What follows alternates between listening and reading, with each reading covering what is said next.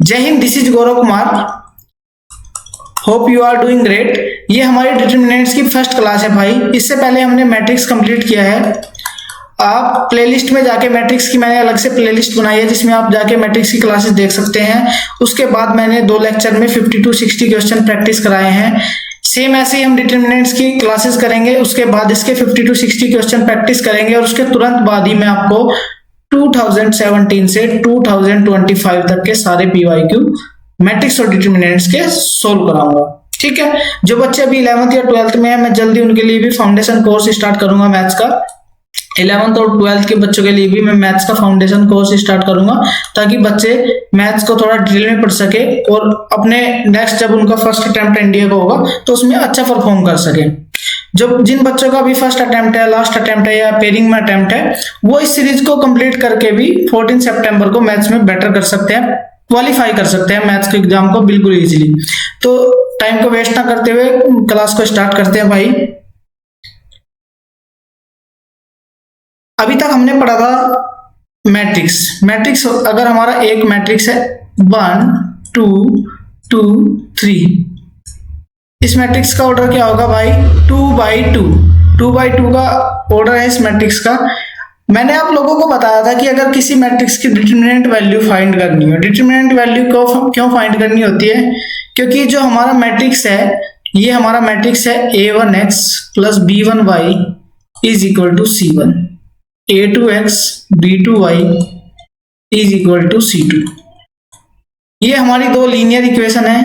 ये हमारी दो क्या है? लीनियर इक्वेशन है। अगर मेरे को इन दो लीनियर इक्वेशन की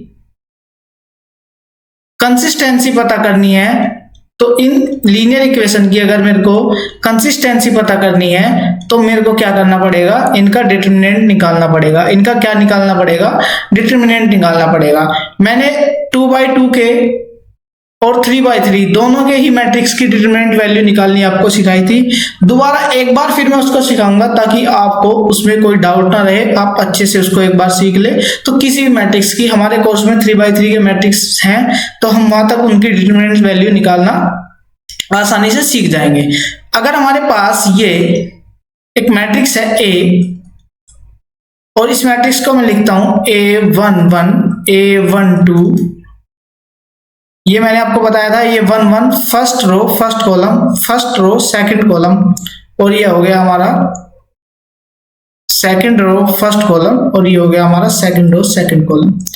ये हमारा एक मैट्रिक्स है 2 by 2 का। अगर मेरे को इसकी डिटरमिनेंट वैल्यू निकालनी है तो डिटरमिनेंट A को हम ऐसे डिनोट करते हैं, ऐसे डिनोट करते हैं बच्चे। ये मॉडुलस नहीं है, ये इसकी डिटरमिनेंट वैल्यू है और हम ऐसे डिनोट करते हैं। अगर मेरे को इसकी डिटरमिनेंट वैल्यू चाहिए तो मैं क्या करूंगा? इन दोनों की मल्टीप्लाई करूंगा, A11 A22 minus A12 A21। यही क्या होगी? इसकी डिटरमिनेंट वैल्यू होगी। 2 by 2 के इन दोनों की मल्टीप्लाई करूंगा माइनस इन दोनों की मल्टीप्लाई करूंगा। 2 by 2 के मैट्रिक्स की डिटरमिनेंट वैल्यू फाइंड करना या 2 by 2 की डिटरमिनेंट वैल्यू फाइंड करना बहुत इजी है। ठीक है, अभी बात करते हैं 3 by 3 के मैट्रिक्स की डिटरमिनेंट वैल्यू फाइंड करना। अभी बात करते हैं हम 3 by 3 के मैट्रिक्स की डिटरमिनेंट वैल्यू फाइंड करना। देखते हैं भाई, अगर मेरे पास एक मैट्रिक्स है A11 A12 A13 A21 A22 A23 और इसका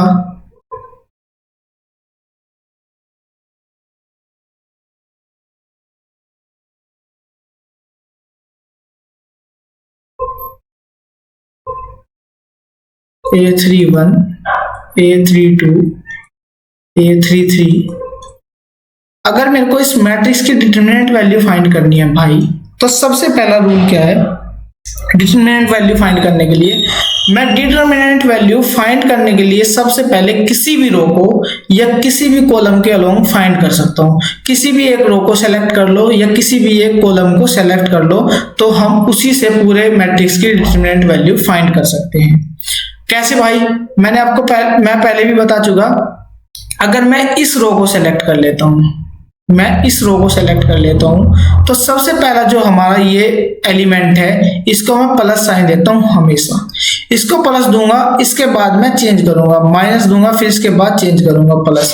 अगर मैं इस वाली रो को लेता हूं, सेकंड वाली को, तो फिर यहाँ से क्या दूंगा, अब ऊपर प्लस हो गया तो इसके नीचे क्या आएगा, माइनस, ये क्या आएगा प्लस, ये क्या आएगा माइनस, ये क्या आएगा प्लस, ये क्या आएगा माइनस, ये क्या आएगा प्लस। तो ऐसे हम साइन दे सकते हैं, ठीक है, हमें ऐसे साइन देने पड़ेंगे।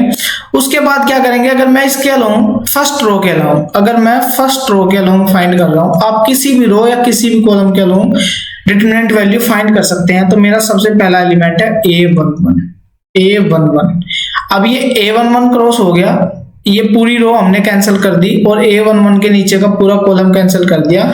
एक हमारे पास ये डिटरमिनेंट बचा है, देख रहे हो, ये 2/2 का डिटरमिनेंट बचा है। बस इसको एज इट इज लिख देंगे, A22, A23, A32, A33।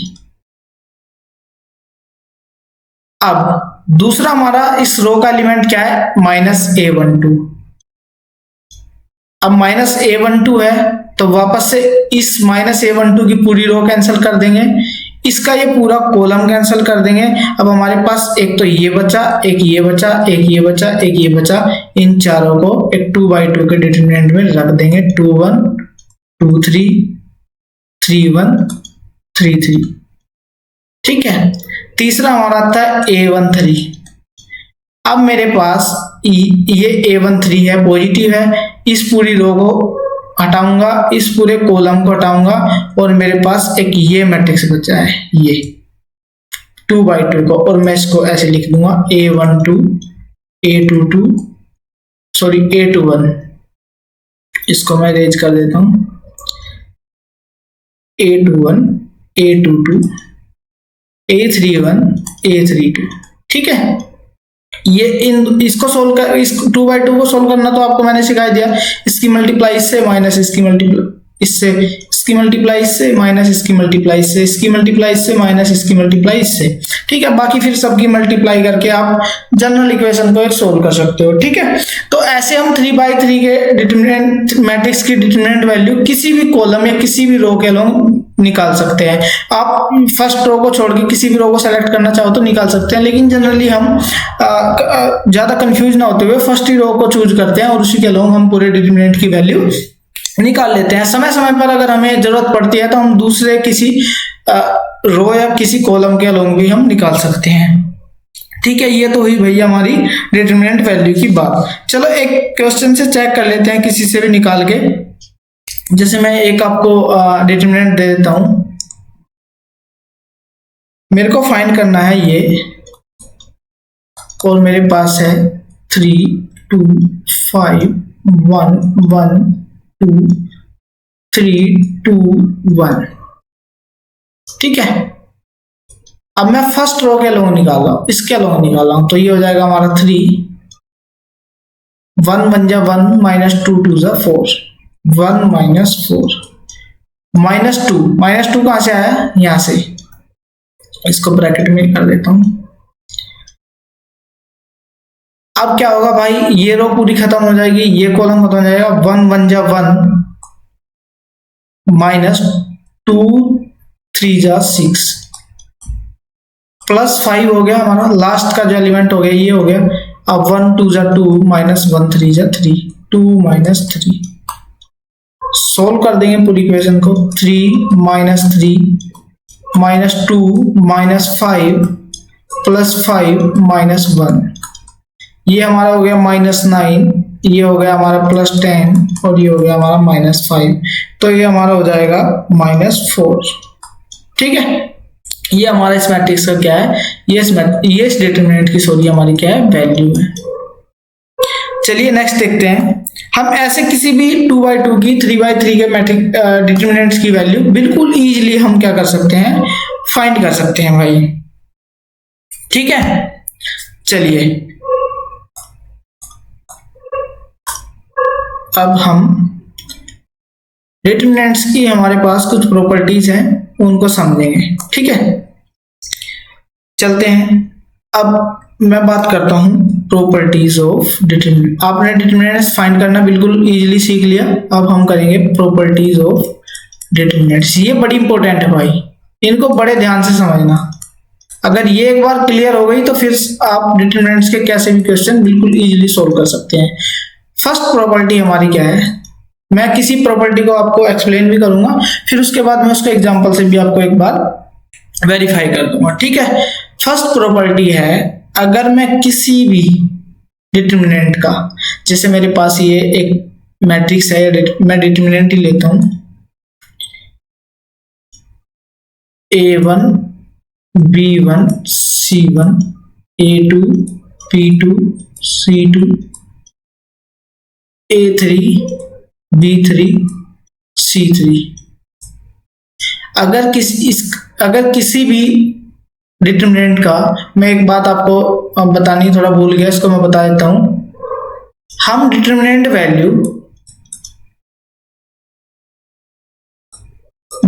Of ए उन्हीं मैट्रिक्स का फाइंड कर सकते हैं जो स्क्वायर मैट्रिक्स है, जिनका ऑर्डर m बाई m है, ठीक है। डिटरमिनेंट ऑफ ए, हम उन्हीं मैट्रिक्स का डिटरमिनेंट फाइंड कर सकते हैं जिनका ऑर्डर क्या है, m बाई m है, जो हमारे स्क्वायर मैट्रिक्स है, ठीक है। चलिए, बड़ी छोटी सी बात है, पहले भी मैं कई बार बता चुका आप लोगों को। अगर मैं किसी डिटरमिनेंट का ट्रांसपोज कर दूं, ट्रांसपोज मतलब रो को कॉलम चेंज कर दूं और कॉलम को रो बना दूं। ये मैंने क्या किया भाई, रो को कॉलम बना दिया और कॉलम को रो बना दिया, ठीक है।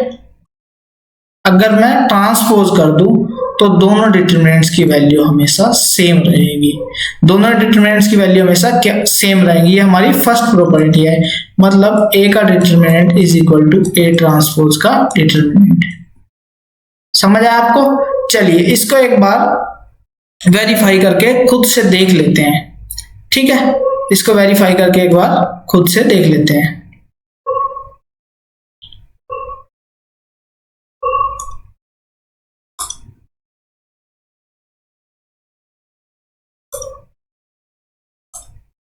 मैं एक डिटरमिनेंट लेता हूं,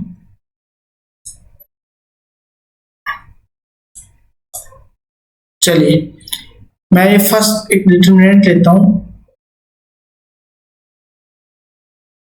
1 2 3 3 1 1 5 3 2, ठीक है। इसकी वैल्यू फाइंड करते हैं भाई। तो ये हो जाएगा हमारा, मैं डायरेक्ट कर रहा हूं 1 1 2 2 माइनस 3 1 3 माइनस 2, ये हो जाएगा हमारा 6 माइनस 5 प्लस 3, ये हमारा हो जाएगा, ये मैं निकाल रहा हूं ए का डिटरमिनेंट, ठीक है। 3, ये हो जाएगा हमारा 9 माइनस 5, और ये इसको मैं सोल्व करूंगा तो 1 minus 1 minus 2 into 1 plus 3 into 4। अगर मैं सबको कर लूं सोल्व, -1 -2 प्लस 12, और ये हो जाएगा हमारा 9। हमारा आंसर क्या है, 9। अगर मैं इसका ट्रांसपोज कर दूं, ए ट्रांसपोज का डिटरमिनेंट अगर निकालूं, मैं रो को कॉलम के साथ चेंज कर दूं और कॉलम को रो बना दूं। ये पहला कॉलम उठाया, इसको रो बनाया, दूसरा कॉलम उठाया, इसको फिर रो बनाया, और तीसरा कॉलम उठाया, इसको रो बनाया। अब मैं इसकी डिटरमिनेंट वैल्यू निकालता हूं भाई। 1 2 माइनस 3 हाँ 1 माइनस, ये हो जाएगा 2 माइनस 3, अब 3 आया तो ये हो जाएगा 4 माइनस 9, और तीसरा हमारा प्लस 5, और ये हो जाएगा हमारा 2 माइनस 3। सोल्व करेंगे तो -1 माइनस 3 इंटू -5 प्लस 5 इंटू -1, सबको सोल्व करेंगे -3 प्लस 15, और ये हो जाएगा हमारा -5, ठीक है। 15 माइनस 6 हमारा हो जाएगा 9। तो यहां से भी हमारी क्या आती है वैल्यू 9। तो हम कह सकते हैं कि ये वेरीफाइड है कि ए का डिटरमिनेंट इज इक्वल टू होता है ट्रांसपोज ऑफ ए डिटरमिनेंट, ठीक है। यहाँ पे हमने क्या किया, दोनों में चेंज क्या किया, इसकी रो को कॉलम में चेंज कर दिया, कॉलम को रो बना दिया और रो को कॉलम बना दिया। इसे बोलते हैं ट्रांसपोज ऑफ ए।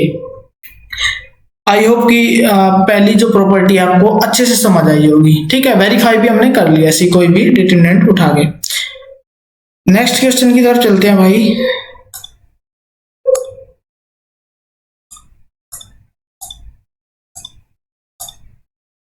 नेक्स्ट हमारी प्रॉपर्टी है, sorry, property number 2, properties of determinants. ये हमारी सेकंड प्रॉपर्टी है। इस प्रॉपर्टी में क्या बोलता है कि किसी भी पर्टिकुलर एक रो को, किसी भी एक पर्टिकुलर रो को अगर मैं दूसरी रो के साथ चेंज कर दूं, किसी भी एक पर्टिकुलर रो को दूसरी रो के साथ चेंज कर दूं, या किसी भी एक कॉलम को दूसरे कॉलम के साथ चेंज कर दूं, तो जो हमारी डिटरमिनेंट वैल्यू होती है वो निगेटिव हो जाती है। वो क्या हो जाती है? निगेटिव हो जाती है। उसका क्या हो जाता है? साइन चेंज हो जाता है। कैसे समझने का प्रयास करेंगे। अगर मेरा एक डिटरमिनेंट है, मेरा डिटरमिनेंट है A1, A2, A3, B1, B2, B3, C1, C2, C3। अगर मैं पहले रो को दूसरी रो के साथ चेंज कर दूं, मैंने ये कर दिया B1, B2, B3, दूसरी रो के साथ चेंज कर दूं या डायरेक्ट तीसरी रो के साथ चेंज कर दूं। मैंने अभी दूसरी रो के साथ किया है A1, A2, A3, और ये हमारा हो जाएगा C1, C2, C3। ठीक है, मैंने क्या किया, इस फर्स्ट रो को इस सेकंड रो के साथ, इन दोनों के आपस में क्या कर दिया, चेंज कर दिया, रिप्लेस कर दिया एक दूसरे से। तो ये जो नया डिटरमिनेंट है ये इसका क्या हो गया, निगेटिव हो गया, ये इसका निगेटिव हो गया। ठीक है, इस प्रॉपर्टी हम कॉलम को भी चेंज करेंगे तब भी ऐसा ही होगा। इस प्रॉपर्टी को एक बार हम क्या कर लेते हैं भाई, वेरीफाई कर लेते हैं। ठीक है, चलिए वापस से मैं एक डिटरमिनेंट लेता हूं, a इज इक्वल टू 1 2 1 3 4 2 2 3 3। ठीक है, इसकी मैं डिटरमिनेंट वैल्यू निकालता हूं। ये हो जाएगा हमारा 1, ये हो जाएगा 12 माइनस 6 माइनस 2, ये हमारा हो जाएगा 9 माइनस 4 प्लस 1, ये हमारा हो जाएगा 9 माइनस 8। ठीक है, ये हो जाएगा हमारा 6, ये हो जाएगा हमारा 9 माइनस 4 5, 5 माइनस 2 5 इंटू 2 माइनस 10, और ये हो जाएगा 9 माइनस 8 1, 6 प्लस 1 7 माइनस 10 माइनस 3। ये आंसर आया हमारा -3। अब मैं एक रो को, फर्स्ट रो को सेकंड के साथ एक्सचेंज कर देता हूं। ठीक है, अब मैंने क्या किया, फर्स्ट रो को सेकंड के साथ एक्सचेंज कर दिया। चलिए, एक नया डिटरमिनेंट आया हमारा B 3 4 2 1 2 1 2 3 3। फर्स्ट रो के लॉन्ग निकाल रहे हैं तो ये हो जाएगा हमारा 3 6 माइनस 3 माइनस 4, ये हो जाएगा 3 माइनस 2 प्लस 2, ये हो जाएगा हमारा 3 माइनस 4। ठीक है, ये हो जाएगा 3 इंटू 3 9, ये हो जाएगा 3 माइनस 2 1 माइनस 4 माइनस 4, और ये हो जाएगा 3 माइनस 4 माइनस 1 माइनस 2। तो 4 माइनस 4 माइनस 2 माइनस 6 हुआ, 9 माइनस 6 3 हुआ। तो ये हमारा B का जो डिटरमिनेंट आया ये किसके इक्वल आया, निगेटिव ऑफ A के इक्वल आया, या माइनस ऑफ -3 के इक्वल आया, और ये हमारा पॉजिटिव आया। तो हमने क्या किया था भैया, हमने इसके रो को आपस में एक्सचेंज कर दिया था। ठीक है, तो हमारा उसका जो डिटरमिनेंट की अगर मैं रो को चेंज कर दूं, पहले देखा हमने इसकी प्रॉपर्टीज में कि अगर मैं किसी भी डिटरमिनेंट के एक रो को दूसरी रो से चेंज कर दूं, या किसी भी कॉलम को दूसरे कॉलम से चेंज कर दूं, तो उसका क्या होता है भाई, उस डिटरमिनेंट्स की जो वैल्यू होती है वो उसकी निगेटिव हो जाती है। ठीक है, एक चीज इसमें और इंपॉर्टेंट बता दे रहा हूं आपको, A1 A2 A3 B1 B2 B3 C1 C2 C3। अगर मैंने इसको इससे चेंज कर दिया, इसको इससे चेंज कर दिया, तो हमारा हो गया B1 B2 B3। अगर ये हमारा A है, ठीक है, B3 A1 A2 A3 C1 C2 C3, तो ये हमारा क्या हो जाएगा, निगेटिव ऑफ ए हो जाएगा भाई, निगेटिव हो जाएगा, हमने पढ़ा है ये। अगर मैं वापस से इसको इससे चेंज कर दूं, एक बार तो यहां पे कर दिया ऑपरेशन, अब दूसरा मैं एक बार और चेंज कर रहा हूं और नया मैट्रिक्स बना रहा हूं, तो B1 B2 B3 C1 C2 C3 और A1 A2 A3, ये हो गया।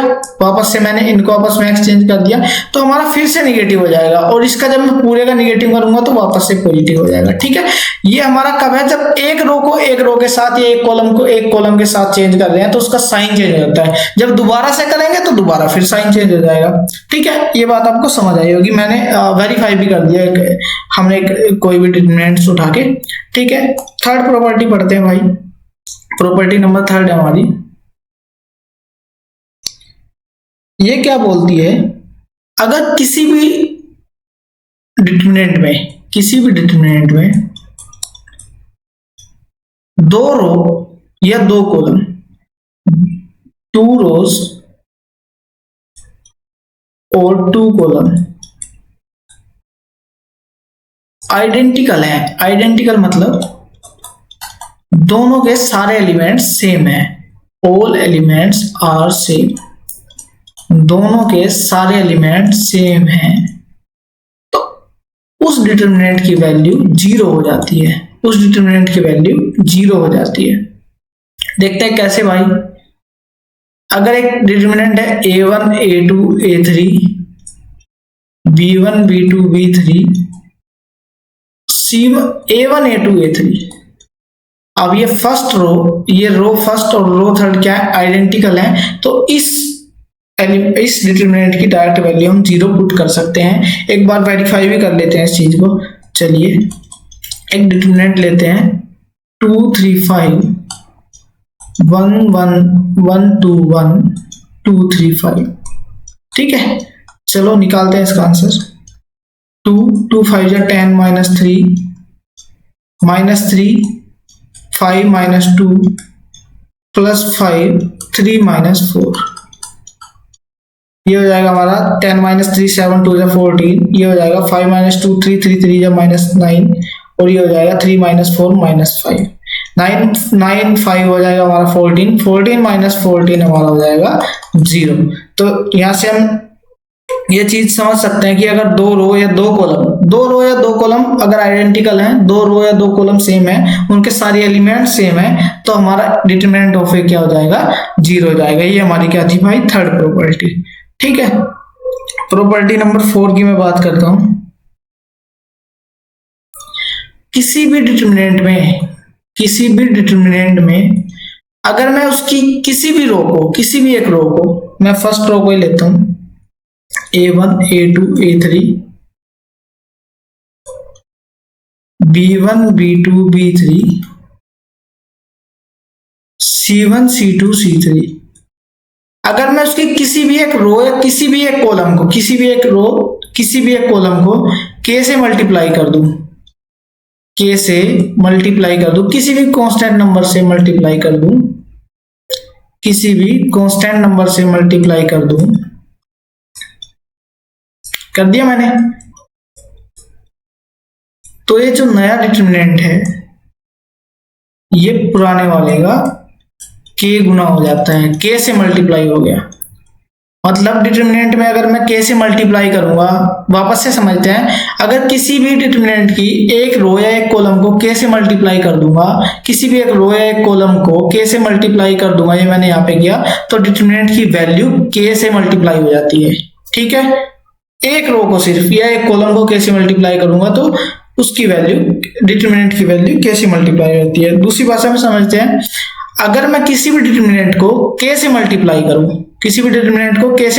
करूं, तो वो उसकी एक रो या सिर्फ एक कॉलम में मल्टीप्लाई होगा। जैसे हमारा क्या होता था भाई, मैट्रिक्स की अगर बात करूं 2 3 5 6, मैट्रिक्स में अगर मैं 2 से मल्टीप्लाई कर रहा हूं, एक स्केलर क्वांटिटी 2 से मल्टीप्लाई कर रहा हूं, तो क्या होता था, ये चारों में हो जाती थी, 2 2 4 2 3 6 2 5 10 2 6 12 होता था ना ऐसा। लेकिन डिटरमिनेंट में अलग है भाई, अगर मैं 2 से मल्टीप्लाई करूंगा और डिटरमिनेंट हमारा 2 3 5 6, तो ये किसी भी एक रो या किसी भी एक कॉलम में होगी। चेक कर लेते हैं कैसे होगी। ये होगी ऐसे 2 2 जा 4 2 3 जा 6 और ये नीचे वाले दोनों एडिटिव। ठीक है, देख लेते हैं एक बार चेक करके हमने ठीक किया क्या। अगर मैं इन दोनों की मैट्रिक्स डिटरमिनेंट वैल्यू निकालूं तो 12 माइनस 15 -3 हो जाएगा, -3 2 जा -6 और यहां से निकालूं 4 6 जा 24 6 5 जा 30 24 -30 -6। ठीक है, दोनों जगह से हमारा सेम आ रहा है। मतलब अगर हम किसी भी स्केलर क्वांटिटी की डिटरमिनेंट में मल्टीप्लाई करेंगे तो वो सिर्फ एक रो या एक कॉलम में होगी। किसी भी एक रो या एक कॉलम में अगर मल्टीप्लाई किसी स्केलर क्वांटिटी से होगी तो वो पूरा का पूरा डिटरमिनेंट उसी स्केलर क्वांटिटी से मल्टीप्लाई हो जाएगा। ठीक है, यहीं से एक छोटी सी चीज को और थोड़ा समझने का ट्राई करेंगे। अगर भाई मेरे पास एक ये हमारा डिटरमिनेंट है A1 A2 A3 B1 B2 B3 C1 C2 C3। ठीक है, ये हमारा है। अगर मैं इसके सभी एलिमेंट्स को कैसे मल्टीप्लाई करूं, ध्यान से समझना बच्चों। अगर मैं सभी एलिमेंट्स को कैसे मल्टीप्लाई कर दूं,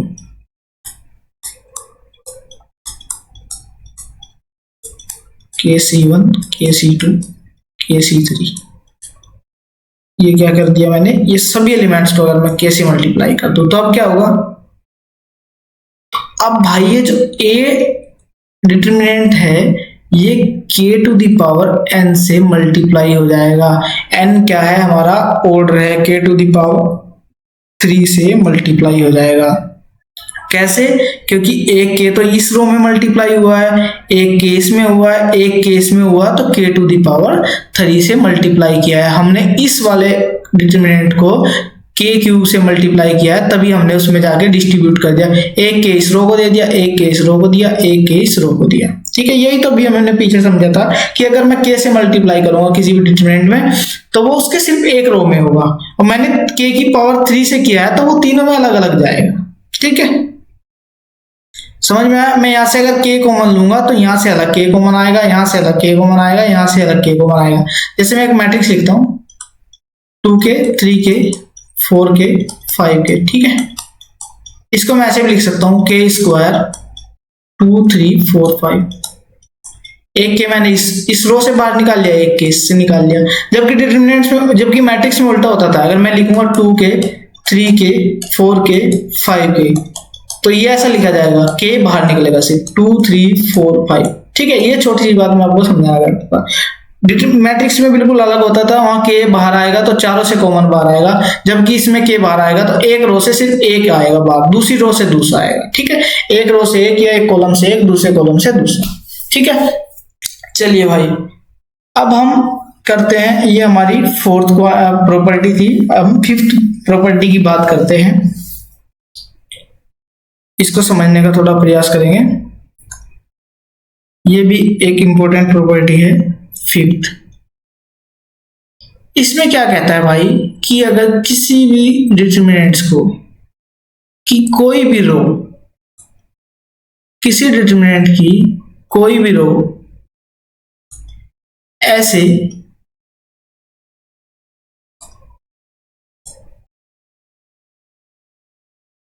दो नंबर्स के सम में लिखी है, a1 प्लस लैम्डा या a2 plus lambda,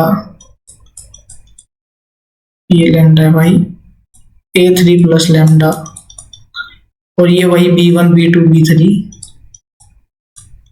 c1 c2 c3।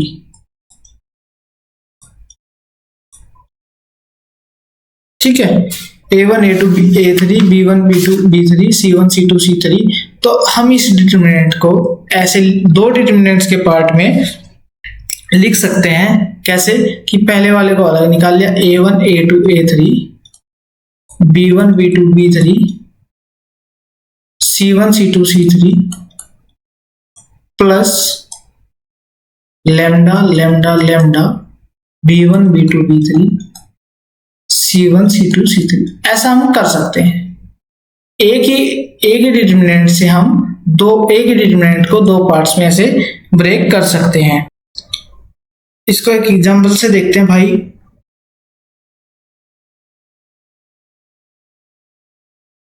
इसको एक एग्जांपल से देखते हैं कि अगर हमारे पास एक डिटरमिनेंट है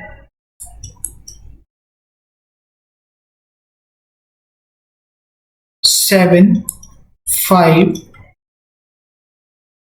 और मैंने लिखा है यहाँ पे 4, ठीक है, और ये हमारा 1 2 1 3 2 1, ठीक है। इसकी मेरे को वैल्यू बताओ, इसकी डिटरमिनेंट वैल्यू बताओ क्या होगी भाई। 2 1 2 माइनस 2 1 2 माइनस 5, ये हो जाएगा 1 माइनस 3 और ये प्लस 4, ये हो जाएगा हमारा 2 माइनस 6, और ये हमारा 0 हुआ, ये हमारा हुआ 10 प्लस 10 होगा, और ये हमारा माइनस 2 4 8 होगा, और हमारी वैल्यू हो गई 2। ये हमारी क्या है, इसकी डिटरमिनेंट वैल्यू है, ठीक है। एक बार मैं इसको थोड़ा जूम कर लेता हूँ।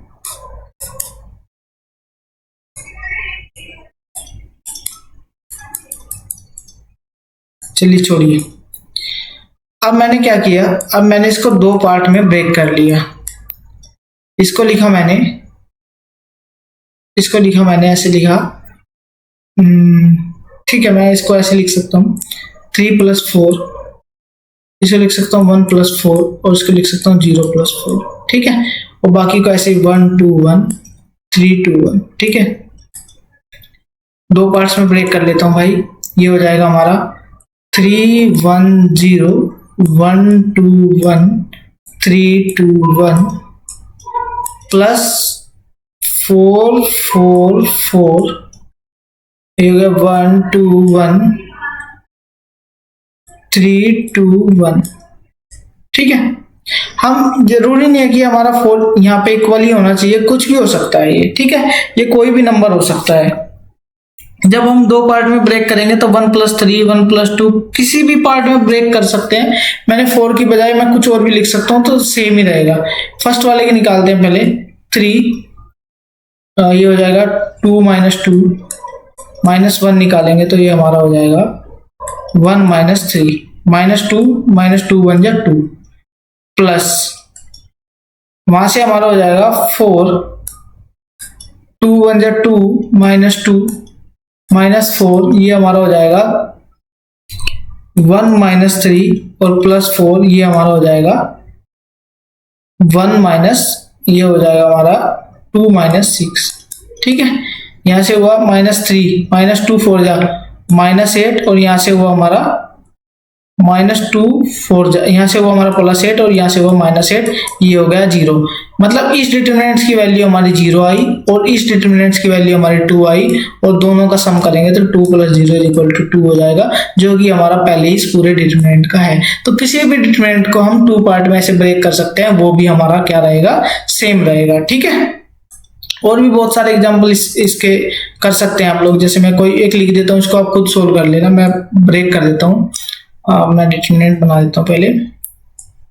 ये होगा 3 4 5 7 2 9 1 2 3, ठीक है। मैं इसको लिख दे रहा हूँ 2 + 1 3 + 1 2 + 3, ठीक है। मैं इसको लिख दे रहा हूँ 7 2 9, मैं लिख दे रहा हूँ 1 2 3, ठीक है। तो हम ऐसे पार्ट में ब्रेक करके दोनों को अलग अलग मैट्रिक्स बना के, डिटरमिनेंट्स बना के हम सोल्व कर सकते हैं। तो हमारा आंसर क्या रहेगा, हमेशा सेम ही रहेगा। इस पे एक एग्जांपल है, मैं उसको सोल्व करा देता हूं, उससे आपको थोड़ी सी और क्लियरिटी मिलेगी। एग्जांपल है हमारा कि solve so that A B C, और यहाँ पे हमारा A + 2x, यहाँ पे हमारा B + 2y, और यहाँ पे हमारा है C + 2z, ये हो गया हमारा z, ये हमारा हो गया y, ये हमारा हो गया x। इसकी वैल्यू बतानी है, इसकी हमें क्या बतानी है, वैल्यू बतानी है, ठीक है। चलिए हम दो पार्ट्स में ब्रेक कर लेते हैं। A B C A B C, और ये हमारा होगा एक्स वाई जेड प्लस ये हो जाएगा हमारा A B C 2x 2y 2z x y z. अच्छा, इसके दोनों दो रो इक्वल आई हैं, दो रो के एलिमेंट्स इक्वल हैं, दो रो आइडेंटिकल हैं, तो इसकी वैल्यू 0 हो जाएगी। हमने फर्स्ट या सेकंड या थर्ड प्रॉपर्टी में पढ़ा था। इसमें इस पूरी रो से अगर मैं 2 कॉमन ले लेता हूं तो 2 बाहर आ जाएगा। अभी लास्ट में पढ़ा था A B C x y z, ये भी हमारा क्या हो गया, दो रो आइडेंटिकल आ गई, तो ये भी हमारी क्या हो जाएगी 0 और 0 प्लस 0, तो हमारी इस डिटरमिनेंट की वैल्यू क्या होगी 0। तो प्रॉपर्टीज को हम ऐसे अप्लाई करते हैं। ठीक, डिटरमिनेंट की लास्ट प्रॉपर्टी देख लेते हैं भाई एक बार, प्रॉपर्टी नंबर 6। डिटरमिनेंट्स की लास्ट प्रॉपर्टी देख लेते हैं भाई एक बार, प्रॉपर्टी नंबर 6 है हमारी। इसमें क्या होता है कि अगर मैं किसी भी डिटरमिनेंट में, जैसे हमारे पास एक डिटरमिनेंट है a1 a2 a3 b1 b2 b3 c1 c2 c3, मैं एक रो से बता रहा हूं, रो कॉलम के ऑपरेशन आपको पता ही है, सेम रहता है। किसी भी एक रो में अगर मैं फर्स्ट रो को उठाऊं, किसी भी एक रो में दूसरी रो में किसी भी एक स्केलर क्वांटिटी से मल्टीप्लाई करके, जैसे मैं इस रो में मल्टीप्लाई कर दे रहा हूं के से मल्टीप्लाई कर दे रहा हूं, तो ये हो गई KC2, ये हो गई KC3। अगर इसमें किसी भी एक सेम नंबर से मल्टीप्लाई करके उस रो में ऐड कर देता हूं, जैसे मैंने ऐड करके नई डिटरमिनेंट बनाई है A1 plus KC1 A2 plus KC2 A3 plus KC3, ये हमारा हो गया B1 C1, अब B1 B2 B3, ये हो गया C1 C2 C3। जो हमारी इस डिटरमिनेंट की वैल्यू है वही इसकी वैल्यू रहेगी। अगर मैं किसी भी दूसरी रो में किसी भी एक नंबर से मल्टीप्लाई करके उस रो में ऐड कर दूं या सब्ट्रैक्ट कर दूं, तब भी हमारी क्या रहेगी, हमारी जो नई डिटरमिनेंट रहेगी उन दोनों की वैल्यू सेम रहेगी। और मैं ऑपरेशन इसको एक बार उसमें भी करके बता देता हूं आपको, A1 A2 A3 और B1 B2 B3 C1 C2 C3। Column में भी ऑपरेशन करके बता देता हूं। मैं क्या कर रहा हूं, फर्स्ट कॉलम को चेंज कर रहा हूं, फर्स्ट कॉलम प्लस K और थर्ड कॉलम।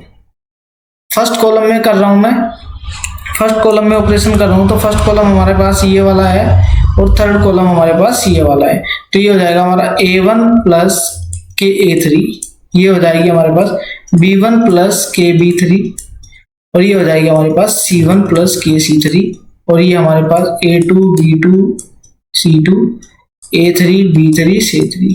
ठीक है, तो इन दोनों की वैल्यू भी हमेशा सेम रहेगी। वेरीफाई कर लेते हैं इसको एक बार, इस प्रॉपर्टी को हमने प्रॉपर्टी नंबर 6 पढ़ी है, इसको एक बार वेरीफाई कर लेते हैं, देख लेते हैं। मैं वही कर रहा हूं फिर से, A1 A2 A3 B1 B2 B3 C1 C2 C3। मैं यहाँ पे जो ऑपरेशन अप्लाई कर रहा हूँ, क्या कर रहा हूँ, रो 1 को चेंज कर रहा हूँ रो 1 प्लस के रो 3 के साथ कर सकता हूँ, या किसी भी दूसरी रो 2 के साथ कर सकता हूँ, लेकिन मैं 3 के साथ कर रहा हूँ, तो ये हो जाएगा A1 प्लस के C1, ये हो जाएगा हमारा A2 प्लस के C2, और ये हो जाएगा हमारा A3 प्लस के C3। ये हमारा एडिटिव रहेगा B1 B2 B3, और ये हमारा C1 C2 C3। ठीक है भैया, चलिए वेरीफाई कर लेते हैं सेम है क्या। हमने अभी पढ़ा था प्रॉपर्टी नंबर 5 कि अगर हमारे पास दो ऐसे सम है, किसी भी रो या किसी भी कॉलम को ऐसे दो नंबर में ब्रेक कर रहा हूं, तो हम उनको अलग अलग लिख सकते हैं। कैसे, A1 A2 A3 B1 B2 B3 C1 C2 C3 plus KC1 KC2 KC3 B1 B2 B3 C1 C2 C3। ठीक है, अगर मैं भाई यहाँ से k कॉमन लूंगा तो k बाहर आ जाएगा, k बाहर आ जाएगा तो C1 C2 C3 हो जाएगा। ये भी C1 C2 C3 है, दोनों रो के सारे एलिमेंट सेम है, तो ये पूरा का पूरा डिटरमिनेंट क्या हो गया हमारा, ये हो गया 0। अब बचा ये, और ये हमारा इसके इक्वल है। तो ये भी हमारी प्रॉपर्टी है कि अगर हम किसी भी रो को या किसी भी कॉलम को किसी दूसरी रो के साथ किसी भी एक scalar quantity, same scalar quantity से मल्टीप्लाई करके ऐड या सब्ट्रैक्ट कर दे, तब भी हमारे डिटरमिनेंट दोनों सेम रहेंगे। ठीक है, दोनों डिटरमिनेंट हमारे क्या रहेंगे, सेम रहेंगे। ये हमारी 6 प्रॉपर्टीज हैं भाई, जो मेन प्रॉपर्टीज हैं। इनको एक बार अच्छे से समझ लीजिए, अच्छे से दिमाग में बिठा लीजिए, क्वेश्चंस करेंगे तो बहुत ज्यादा काम आएंगी ये। अभी मैं कुछ क्वेश्चंस आपको एग्जांपल के तौर पे करा दे रहा हूँ, सो आपको देखने से ही पता चलेगा कि हाँ, इन प्रॉपर्टी के यूज से हम किसी भी डिटरमिनेंट को बहुत आसानी से सोल्व कर सकते हैं। चलिए देखते हैं। मैं पहला एग्जांपल करा रहा हूं आपको। एक डिटरमिनेंट दिया है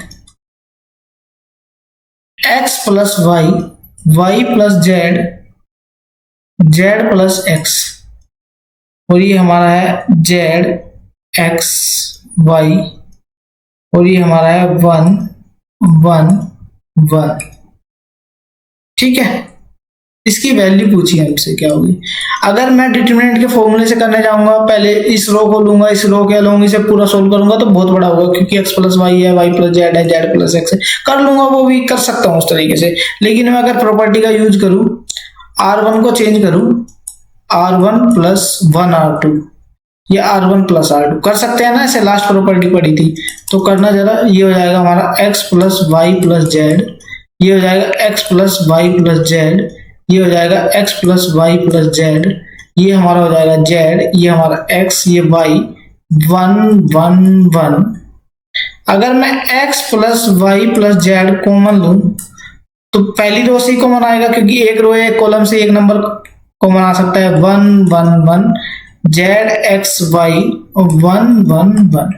ठीक है, तो क्या हुआ भाई, अब दो रो एकदम सेम है, आइडेंटिकल है, दोनों का एलिमेंट सेम है, तो इस डिटरमिनेंट्स की वैल्यू हो गई हमारी 0। तो हम ऐसे प्रॉपर्टीज का यूज करके भी क्वेश्चन को बिल्कुल आसानी से सोल्व कर सकते हैं। ठीक है, बहुत सारे ऐसे क्वेश्चंस होंगे, एग्जांपल्स होंगे, मैं आपको कल की क्लास में सोल्व कराऊंगा। और हम डिटरमिनेंट का यूज करते हैं किसी भी ट्राइंगल के। अगर हमें वर्टेक्स पता है तो हम उसका एरिया निकाल सकते हैं। हम बता सकते हैं कि अगर हमारे पास 3 पॉइंट है, वो कोलिनियर है या नहीं है। हम किसी भी दिए गए 2 पॉइंट का, 2 पॉइंट से गुजरने वाली लाइन की हम इक्वेशन भी डिटरमिनेंट्स के जरिए, इस फॉर्मूले के जरिए हम क्या कर सकते हैं, फाइंड कर सकते हैं। तो जो हमारी नेक्स्ट चीजें हैं वो हम नेक्स्ट क्लास में पढ़ेंगे। आप लोग चैनल को सब्सक्राइब कर लीजिए, बेल आइकन को प्रेस कर लीजिए। जो भी एनडी की प्रिपरेशन कर रहे हैं आपके दोस्त, अगर आपको यूजफुल लगे, कंटेंट अच्छा लगे, तो उसको आप प्लीज शेयर कर दीजिए। ठीक है, जय हिंद, जय भारत, धन्यवाद।